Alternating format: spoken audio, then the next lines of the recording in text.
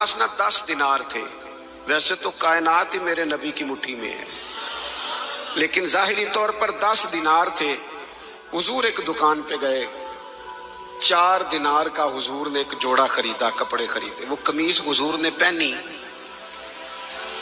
تو ایک انصاری آگے بڑھ کے عرض کرنے لگے، حضور میرا بڑا دل کر رہا ہے، یہ مجھے نہیں دے دیتے آپ؟ تو حضور خوش ہو گئے.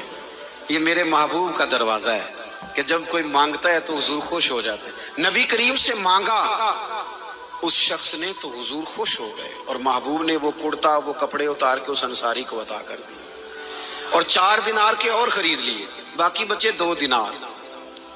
نبی کریم وہ لے کے نکلے، رخصت ہوئے گھر جانے کے لیے، تو رستے میں خاتون کو روتے ہوئے دیکھا. حضور رک گئے، فرمایا کیوں رو رہی ہو؟